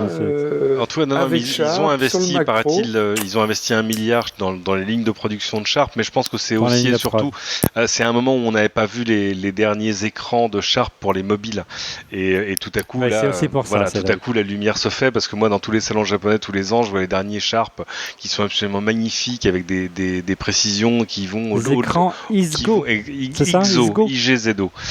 qui vont au-delà de 400 dpi de résolution, et là tu dis ah oui d'accord, ok, voilà pourquoi ils sont copains. En attendant un jour Sharp était en difficulté, hein, ils avaient besoin en attendant un jour de faire de la télé, et puis ils ont aussi inventé des technologies qui permettent de faire, tu sais, la bataille entre les écrans brillants et les écrans mat. Bah oui, mais ça a moins de contraste. Bah ça y est, maintenant on arrive à faire le contraste de l'écran brillant mais dans un écran qui est quasi mat grâce à une technologie qui reprend reprend les caractéristiques de l'œil de la mouche. Enfin bon, je te la fais rapide, mais voilà, il y a des belles innovations chez Sharp qui évidemment intéressent Apple. Voilà, donc l'écran pour info pour les spécialistes, excuse-moi Olivier, il s'appelle Sharp TN K321. Allez le voir sur l'Apple Store quand vous commandez votre Mac Pro. Et moi, je me dis qu'avec cet écran, la PN K321 et le petit boîtier Apple TV qu'on a, voilà, ça préfigure peut-être de quelque chose. On va laisser Cédric investiguer. Voilà, alors de la télé, on va parler dans un instant, puisque je vais vous demander, donc vous allez pouvoir commencer à y réfléchir et à miser. Quels seraient pour vous les lancements de l'année 2014 ? Donc commencez à y réfléchir. En attendant, le dernier élément qui est tombé sur les téléscripteurs ici en Australie, bien sûr, c'est l'annonce. Oui, c'était le bon temps. C'est l'annonce, Rodrigo nous en parlait la semaine dernière, de l'accord signé de distribution de l'iPhone par China Mobile. Ça y est, il arrive enfin en Chine. Est-ce que c'est pas ça le révélateur, mesdames, messieurs, qu'Apple finalement n'avait pas forcément besoin d'un gros relais de croissance en baissant le prix, mais attendait simplement que son produit soit distribué par le plus gros opérateur mobile au monde. Une chose est sûre, ça va leur servir de relais de croissance pour 2014. C'est-à-dire que tout à coup, on va voir de manière quasiment organique les chiffres de vente monter, sans pour autant que ça gagne de part de marché, sauf évidemment en Chine. C'est exactement ce qui s'est passé au Japon. Moi, il y a des gens qui m'ont regardé et qui m'ont envoyé des trucs en disant « T'as vu, Apple fait 70% des ventes de smartphones au Japon. » J'ai « What? Excuse me ?» Ah oui, en octobre, vous voulez dire le mois où ils viennent de s'allier à Docomo, qui est le premier opérateur du pays. Oui, bien sûr. Donc voilà, on va revoir sortir ce genre de choses. Et c'est une super bonne nouvelle évidemment pour Apple. Ça fait longtemps qu'on l'attendait. C'est pas une très bonne nouvelle finalement pour nous observateurs de l'innovation, parce que ça va leur permettre de continuer à rester gentiment le pied sur le frein en termes d'innovation, parce que voilà, ils savent qu'ils vont de toute façon avoir du mal à fournir cette demande-là, même si attention, la Chine c'est pas les États-Unis, c'est pas des gens qui achètent des smartphones à $600 comme si de rien n'était, quoi. Monsieur, avec votre réaction, sachant que pour rebondir sur ce que disait monsieur Cédric, effectivement le prix moyen d'un smartphone en Chine c'est plutôt autour des $150 à $200, voire moins. On n'est pas du tout dans cette fourchette de prix là chez Apple. Oui, d'accord, mais il faut se rappeler qu'avec ce nouvel opérateur China Mobile avec lequel Apple a signé un accord de partenariat d'égal à égal, faut se rappeler ça. Il faut se rappeler qu'ils n'ont pas pu le signer avant parce que cet opérateur qui est contrôlé par l'État chinois avait sa propre norme 3G et qu'Apple ne voulait pas s'aligner, et qu'ils ont réussi d'égal à égal une fois de plus à se mettre d'accord. Maintenant, ils ont 750 millions de clients, dont peut-être l'année prochaine, j'en sais rien, 200 ou 250 millions vont acheter un smartphone, dans lesquels peut-être 30 ou 50 millions qui représentent la classe moyenne va acheter un smartphone, ce qu'on appelle nous haut de gamme, donc dans les gammes de prix d'Apple. Et donc sur ces 750 millions de clients, Apple va se focaliser sur 50 millions, donc un 15e, et ils espèrent peut-être prendre, sur ces 50 millions de ventes de smartphones haut de gamme annuels chez China Mobile, 10 millions, 15 millions ou 20 millions. Mais s'ils prennent ne serait-ce que 10 millions d'iPhone, ça leur fait une augmentation du nombre d'iPhone vendus par trimestre, je sais pas moi, de 30 ou 35%. Donc c'est absolument stratégique. Et le record, je crois, de mémoire, c'est 47 millions pour un trimestre de vente d'iPhone, donc ça donne un ratio. Ouais, ça ferait 10 millions en plus, ça ferait 57 millions, ce qui est pas mal. Ouais. Avec un seul opérateur, et puis c'est la conclusion de signe avant-coureur là qu'on a vu sur le dernier trimestre, avec pour la première fois, si ma mémoire est bonne, Tim Cook qui double la keynote d'annonce des iPhones faite aux USA, en Chine, 48 heures ou 24 heures après. Donc il fait une redite spécifique pour la Chine. Et puis un truc dont on a beaucoup parlé, on a beaucoup souri, mais certainement à tort, qui est cet iPhone 5S Gold, qui est un produit avec cette couleur faite au début pour les marchés asiatiques, même s'il marche partout dans le monde, comme quoi le ridicule ne tue pas. mais il a un gold. Mais cette signature est vraiment la conclusion là, de ces signes qu'on a vus. Oui, ça va booster les ventes d'Apple, mais pendant 6 mois, 1 an, ils vont pouvoir peut-être revenir à un niveau de ce qu'ils avaient perdu au moins en Chine vis-à-vis de Samsung, mais ça ne change en rien les fragilités qu'ils ont. C'est ça plutôt un retour à la normale pour eux. En tout cas, ça arrive à point nommé cet accord, Fanny, juste avant l'arrivée du Nouvel An chinois le 30 janvier prochain, c'est là où on va faire en Chine, ils font le plus de ventes. Ouais, non, puis moi je pense que j'avais vécu ça quand je vivais à Hong Kong en 2007, où les iPhones n'étaient pas vendus par les opérateurs. Il a fallu attendre, je crois, 2009 avant qu'il y ait un partenariat. Et il y avait un marché noir du iPhone à Hong Kong qui était phénoménal. Et ça cartonnait, il fallait les décimloquer, etc. Et ça valait plus de 1000 euros pièce à l'époque, hein, quand tu allais l'acheter au marché noir à Hong Kong. Donc moi je me souviens que quand je le ramenais de France et que j'arrivais à le décimloquer, j'étais contente d'avoir le mien. Et on a vu vraiment les Asiatiques être assez fous du produit, alors qu'ils sont anti-Apple. Moi, je me souviens que le gars, quand on arrivait avec un MacBook et qu'il fallait appairer une box dessus, il disait non mais attendez, mais c'est un Apple, nous on fait pas, on n'est que PC ici. Mais par contre, les iPhones, c'était le truc. Dehors, madame. Voilà, exactement. Mais par contre, les iPhones, ça a été un vrai succès. Et quand il y a enfin le gros opérateur hongkongais qui l'a pris en partenariat, donc pas loin de 3 ans après le lancement du premier iPhone, ça a été un vrai carton et tout le monde en avait dans le métro, etc. Et je pense que dans des grandes villes comme Shanghai, comme Shenzhen, comme Beijing, il y a les gens qui ont largement les moyens de se payer des iPhones, et c'est pas des petites villes, hein, c'est des villes avec des millions et des millions d'habitants. Donc je pense qu'ils vont vite trouver du marché. Ouais. Allez, on va conclure cette émission par le dernier élément en fin d'actualité important d'Apple. Ça va nous permettre de faire une digression sur ce qui va pouvoir arriver en 2014. C'est le prix reçu à l'université d'Auburn par Tim Cook. C'est l'université originelle de Tim Cook où il a fait ses études. Ce qui est intéressant, c'est pas tellement qu'il ait reçu ce prix, c'est ce qu'il a déclaré en marge de cela. Beaucoup de choses nous attendent pour 2014, notamment quelques grands projets que nos clients devraient adorer. Alors, madame, messieurs, à votre avis, qu'est-ce qu'on peut attendre, qu'est-ce qu'on peut espérer pour cette année 2014 ? Allez, on va commencer par Cédric.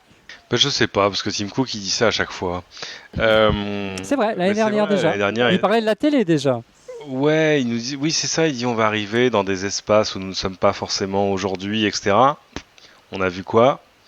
Je sais pas, c'est peut-être que dans son esprit c'était l'iPad Retina, enfin l'iPad mini Retina, mais je pense pas. Donc voilà. Qu'est-ce que ça peut être ?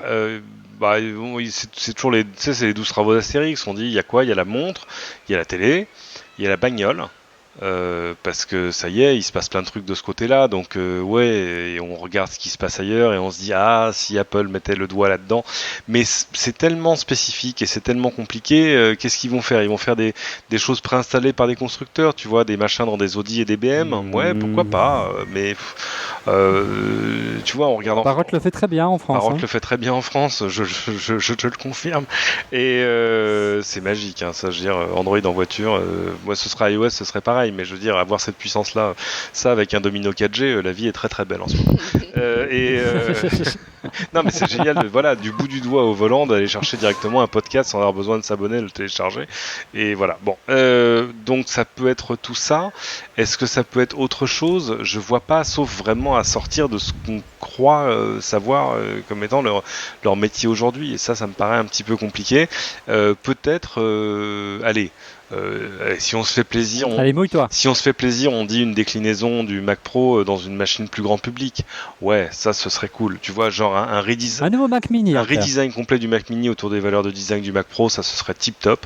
Moi, j'achète. Ouais, bien sûr. Et ça, moi aussi, j'achète tout de suite. Et puis, allez, dans la wishlist, on va faire la wishlist. On va les aider un peu. Alors, donc, un iPad Retina avec un iOS multi-compte et Touch ID. Mais jusque-là, c'est tellement évident qu'on ne comprend même pas qu'il ne l'ait pas déjà fait.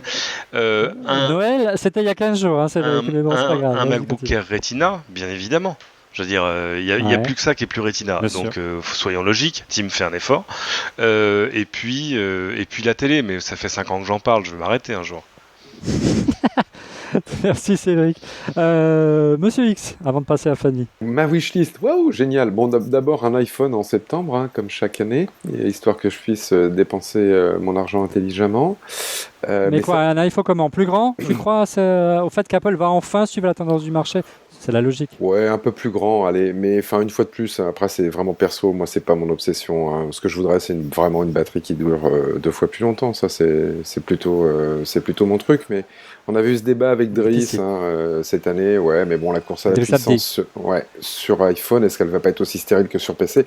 Je pense pas, je pense qu'on a toujours besoin de plus de puissance dans ces petites bébêtes qui remplacent nos appareils photo, enfin qui remplacent à peu près une dizaine ou une quinzaine d'appareils qu'on avait il y a quelques années. Donc un bel nouvel iPhone avec un écran plus grand, ça serait super et logique. Après, moi je suis pas trop à attendre le produit révolutionnaire d'Apple, parce que je pense qu'il arrivera mais qu'il nous prendra à contre-pied. Ça sera peut-être la télé, ça sera peut-être autre chose. Par contre, j'aimerais bien qu'Apple nous surprenne vraiment dans ce monde dont on a aussi beaucoup parlé dans On refait le Mac, et on voit pas Apple arriver, qui est bon, cet Internet des objets connectés. Ils avaient sorti un produit, moi que j'ai toujours chez moi, que j'ai adoré, qui sont des haut-parleurs qu'ils avaient fait avec Bose, si ma mémoire est bonne, qui était l'iPodify. Magnifique produit, retiré de la vente, incompréhensible, mais qui donne tout son sens quand il est connecté avec AirPlay. On voit que Sonos a réussi à démontrer qu'il y avait un marché fantastique là-dessus. Apple est sorti de ce marché, on ne comprend pas pourquoi. C'est amusant, je fais une petite incise sur Sonos. On n'a aucun chiffre sur les ventes de Sonos, donc on sait que ça se vend correctement. Moi, depuis que je les vois à Darty, je me dis que ça va quand même bien vendre. Et notre camarade à tous, Stéphane Zibi, nous mettait une capture d'écran. Tu sais que maintenant dans l'App Store, tu peux regarder les trucs qui cartonnent autour de toi, géolocalisés. Les applications les plus téléchargées. Donc je sais pas si ça se basait juste sur le Marais ou juste sur Paris, mais la première appli la plus installée autour de chez lui, autour de Noël, c'était le contrôleur Sonos. Et là tu te dis que ah ouais, d'accord, plus que Candy Crush et que machin, et que tous les trucs, et Philips Hue d'ailleurs était 5e je crois dans la liste. Ça veut dire qu'on est là face à une espèce de carton massif qu'on n'est pas en train de voir venir en fait. Voilà, et donc en tout cas chez une certaine catégorie de gens. Apple pour moi devrait revenir là-dedans et réfléchir à avoir une politique d'accessoires plus agressive. Bon, soit pour revenir sur ces marchés qu'ils ont essayé et dont ils sont sortis, soit pour nous faciliter la vie. Moi, je comprends toujours pas qu'il n'y ait pas un accessoire Apple correct pour fixer mon iPhone 5S dans ma bagnole, même si je m'en sers pas beaucoup aujourd'hui. Ça, c'est juste. Ils vont tirer une voiture, c'est pour ça, monsieur X. Sur n'importe quel site. Ils veulent te vendre une voiture. Sur le magasin en ligne Apple. Il faut acheter la voiture. Tu ne trouves pas de quoi fixer proprement et simplement ton iPhone, d'avoir un retour son, d'avoir un câble d'alimentation. T'as pas ça chez Apple. On a tous des iPhones, on a tous des bagnoles. Donc l'interconnexion des deux fait qu'il y a un marché fantastique. Ils sont pas là, ils laissent faire des accessoires pourris à d'autres. Là, j'aimerais bien qu'ils fassent juste le job. Et puis après, si j'avais un rêve en termes de marché, mais moi, c'est vraiment mon pari pour les années à venir, j'aimerais qu'Apple révolutionne le marché du jeu. Voilà. Donc, on verra. D'ailleurs, ça sera un de mes coups de gueule. Moi, je ne suis pas un gros utilisateur de jeux, mais je ne suis pas très content de ce que je vois dans l'univers du jeu. Je pense qu'Apple a toutes les cartes en main et j'attends qu'il le fasse. Merci Monsieur X. De ton côté, Fanny, tes vœux pour 2014? Ils ont déjà parlé de pas mal de choses, des objets connectés, des évolutions des produits qui existent déjà. Moi, en fait, mes vœux, ça va plutôt du côté de chez Google, parce que chez Google, ils ont fait des beaux achats cette année. Ils ont acheté 6 sociétés de robotique. Ouais. Et là, je me dis, eux, ils vont dans un truc qui va être innovant et qui va aller au-delà des Google Glass, etc. Et voilà, donc je sais pas si Apple voudrait suivre ou innover dans ce marché-là, parce que ça pourrait faire des beaux produits. Un petit robot avec les designs des iPhones, moi, ça me plairait bien. Yes. Voilà, donc qu'on pourrait piloter de son... Un robot, c'est un objet connecté. Exactement. Et moi, Dieu sait que j'ai énormément d'attentes de ce côté-là depuis des années et que ça se ralentit énormément sur le marché français, qu'au Japon, on voit encore des choses poindre, mais c'est pas ça. Et donc là, Google, tout d'un coup, est en train d'arriver tranquillement et je me dis que Apple, ils auraient peut-être aussi un coup à jouer là-dessus. Alors, en ce qui me concerne, ma wishlist, ça ne va pas être très original. Je vais juste paraphraser une personne, elle s'appelle Pascal Cagny. Regardez, il y a l'image et le son qui va avec. Mais je pense qu'il est clair qu'en 2014, et je me suis déjà exprimé sur le sujet, on devra avoir une Apple TV.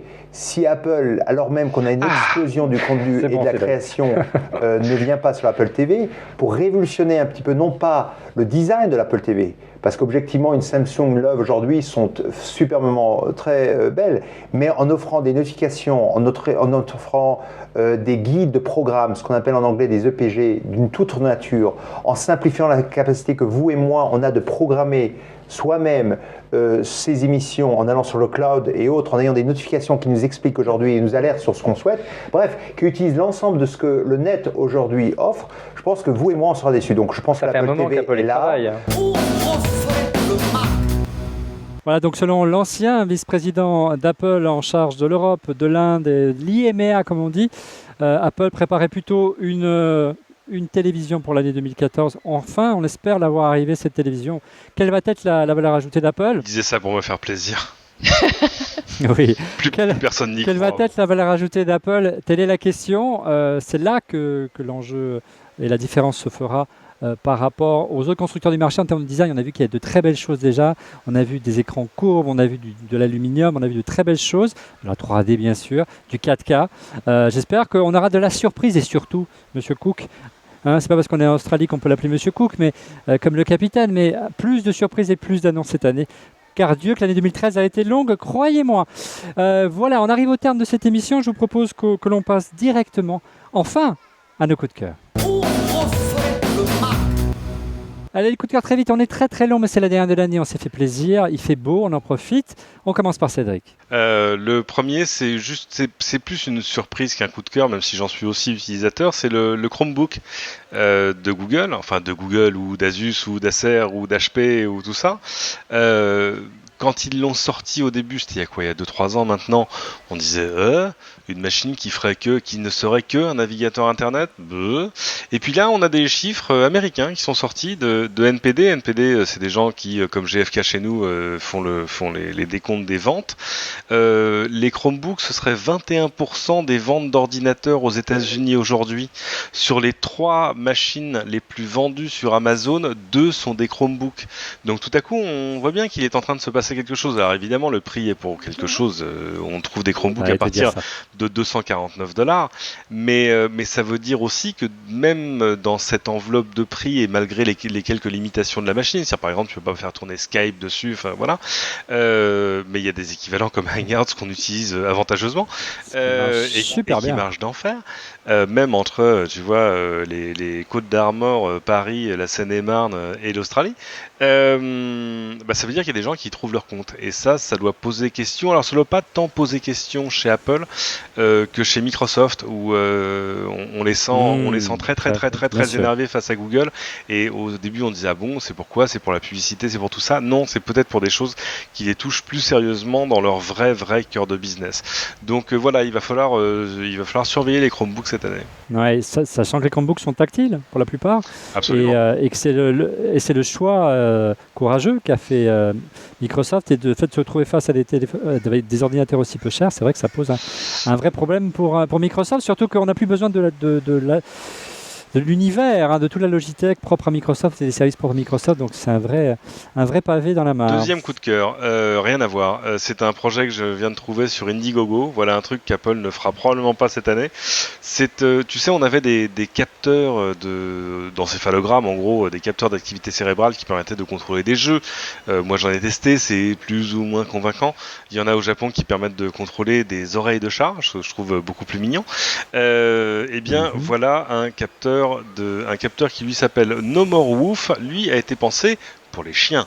Tu le mets, comme tu le vois ici, sur la tête de ton animal favori. Il y a un petit haut-parleur qui part sur le côté et ça va permettre à la machine de vocaliser l'état d'esprit de ton animal. J'ai faim. Je m'ennuie. Ah, je suis très excité. Ah oui, je t'aime, etc., etc. Alors c'est un studio de design suédois, je crois, qui travaille là-dessus. Eux-mêmes disent attendez, on est encore dans un état très très préliminaire. Ils ont évidemment eu une couverture média absolument d'enfer parce que c'est le genre de truc rigolo qui passionne tout le monde. Ils ont fait exploser les chiffres de leur projet sur Indiegogo. Ils ont levé plus de $15,000. Pour l'instant, ils ont une machine qui coûte $65 et qui permet de distinguer 3 états d'esprit. On attend une machine qui pourrait en faire une dizaine, et ils travaillent déjà sur une machine qui permettrait de faire la même chose dans l'autre sens avec de la reconnaissance vocale qui te permettrait d'enfin de parler à ton chien. Même si moi mon chien il me comprend vachement bien, surtout sur le ton plutôt que ce que je lui dis. Donc voilà, ça s'appelle No More Woof, vous pouvez aller sur Indiegogo, c'est rigolo, mais c'est intéressant aussi parce que ça préfigure des choses qu'on attend depuis très très très très longtemps sur l'interface homme-machine plutôt que chien-machine cette fois. Merci Cédric. Fanny, de ton côté, quel est ton coup de cœur ce soir? Alors écoute, moi c'est bientôt le nouvel an, alors je vous propose d'apprendre à danser, parce que les geeks ça danse pas toujours bien. Non, c'est un premier jeu qui utilise la motion capture sur smartphone et tablette. Et donc voilà, donc c'est pour apprendre à danser et ça marche. Au lieu de jouer que au doigt, pour une fois on peut jouer avec tout son corps avec un smartphone et ça, j'ai trouvé ça rigolo. Et donc ça s'appelle comment? Go Dance et c'est Sega qui a fait ça. Ils existent encore. Alors monsieur, quel est votre coup de cœur ce soir pour terminer cette année, cette saison?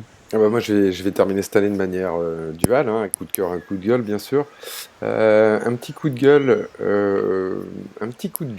contre les éditeurs de jeux. Moi, je trouve qu'ils sont d'une imagination assez pauvre, alors qu'on va avoir, qu'on a deux magnifiques consoles sur le papier qui sortent, qui sont la Xbox One et la PS4. Et moi, qui suis abonné aux news de Xbox One Magazine, qu'est-ce que je ne reçois pas cette semaine?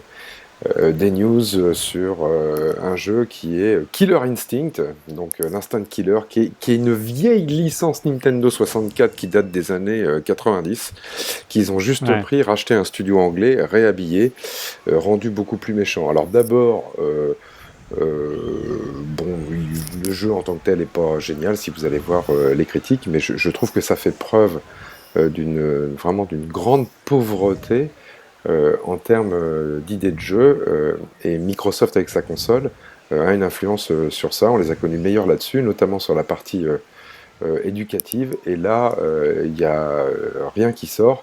C'est juste des jeux où on tue encore plus avec plus d'effets 3D. Donc c'est un petit peu mon coup de gueule. Je pense pas que Killer Instinct et toute la pub qu'ils font dessus ait un quelconque intérêt. Mon coup de cœur en revanche, alors c'est un coup de cœur pour l'instant en cours de test, mais j'en suis déjà suffisamment content. Je ne l'ai pas, mais je l'ai essayé. Ce sont ces nouveaux objectifs de chez Sony qui s'appellent les DSC QX10 et DSC QX100, qui sont des objectifs Wi-Fi que vous venez mettre sur le dos de votre iPhone pour pouvoir faire du zoom, de la macro et transformer vraiment votre iPhone en appareil photo tout à fait respectable. Alors le produit est bien fait, ça marche tout à fait bien, ça se fixe bien. Il y a ce modèle QX100 qui a une optique Zeiss qui fait sur le papier des merveilles en termes de focale. Les tests sont vraiment bons. Après, les premiers résultats qu'on voit sur les forums par des utilisateurs qui ont commencé à les acheter sont un petit peu mitigés, mais en tous les cas une belle avancée de Sony dans le domaine, qui sort donc ces deux objectifs. Alors ça marche pour iPhone, les DSC QX10, mais ça marche a priori pour tous les smartphones, qui soient iOS, Android, Windows, et même pour les tablettes. Donc si vous cherchez de quoi muscler votre fonction photo, allez voir ces beaux produits de chez Sony. Merci Monsieur X. De mon côté, mon coup de cœur, c'est assez original. C'est une série, des feuilletons humoristiques. Ça s'appelle C'est réalisé par Mehdi Julien Foudil. C'est un ancien formateur en Apple Store, et ça se voit parce que il se transforme dans cette série en un genius bar, et c'est à mourir de rire. Je vous invite vraiment à aller voir ces vidéos notamment sur Vimeo, vimeo.com/men100. Il y a 12 épisodes qui sont disponibles. C'est très drôle, j'ai trouvé ça vraiment très amusant, et il faudrait même qu'il lui proposait de faire quelques pastilles pour nous, parce que ça aurait vraiment tout son sens par rapport à un refait le Mac. Voilà, merci mesdames, messieurs d'avoir participé à ce de mémoire 152e, voire 153e déjà épisode d'On refait le Mac. C'est ainsi que se conclut la 4e saison d'On refait le Mac sur les côtes australiennes, sur la Sunshine Coast, dur à dire, alors que le vent commence à se lever et les vagues commencent à se former. Dis-nous encore exactement où tu es. Sur la Sunshine Coast, à Mooloolaba Beach. Voilà, Cédric. Ça te fait rire. Voir mon Twitter, je l'ai écrit et je crois même pas l'orthographe de ce nom. Il y a 4 O dedans quand même, c'est fort. C'est énorme, c'est très difficile, mais c'est un nom aborigène, c'est pour ça. Vous retrouvez Cédric chaque semaine en plein écran sur LCI tous les dimanches à 13h10. Quel est donc le sommaire de la prochaine émission, Cédric ? Cette semaine, let me think. Ah oui, magie de la télé. Bon, on va parler de tous les jeux vidéo que Monsieur X n'a pas aimé cette année. Oh merde. Je ne le regarderai pas alors. Exactement. Avec mes camarades, avec les camarades Julien Chiez et Jean Z, on a refait le top 10, mais sans qu'il y ait d'ordre sur les titres. Allez, une occasion de plus de donner son avis sur les grands titres de l'année, et puis aussi de découvrir certains trucs que vous avez peut-être pas vu passer, particulièrement du côté du jeu indépendant. Voilà, 13h10 dimanche sur LCI. Merci Cédric. Fanny, vous la retrouvez chaque semaine dans Refait le Mac et très prochainement dans une Fanny's Party. Elle est programmée pour le mois de janvier, c'est ça la prochaine ? Pour le 25 janvier. Hein. Ce sera au Hard Rock Café comme d'habitude, et ce sera les petites nouveautés justement post-CES. Nous serons au rendez-vous. Monsieur X, vous le retrouvez chaque semaine dans Refait le Mac sur son Twitter @TrueMesterX. Quant à nous, on va essayer de se retrouver, je ne sais pas encore la semaine prochaine avec l'intendance du retour en Australie, mais très prochainement, on fera le point à la fois bien sûr du Mac Pro si on peut organiser une mission spéciale avec les gens qui l'ont vraiment eu en main. On reviendra évidemment sur les annonces du CES. Un grand merci encore une fois à toute l'équipe du Moululaba Surf Club ici sur la Sunshine Coast qui nous a accueillis avec une grande gentillesse. Merci, je cherche son nom, il va arriver tout de suite, à Peter Graham, le président du Surf Club de Moululaba Beach, nous avoir accueillis, nous avoir déployé son Wi-Fi, des rallonges électriques. On mettra des images de la petite installation qu'on a bricolée ici. C'était assez épique et on espère que vous avez pris du plaisir à nous regarder. On se retrouve très bientôt pour une 5e saison. On refait le Mac. Bonne à bientôt. Année, hein. Merci également. J'allais oublier. Oui, merci également à Peter Lawson qui nous a beaucoup aidé pour faire cette émission. Et bien sûr à Stéphanie Rosehooper qui a été d'une grande aide pour la réalisation de cette émission. Oui. Voilà, on vous souhaite tous une bonne année. Et bonne année 2014, plein de bonnes choses. Et on se retrouve très vite pour un prochain Refait le Mac avec beaucoup de plaisir. Je vous embrasse tous, à bientôt. Ciao.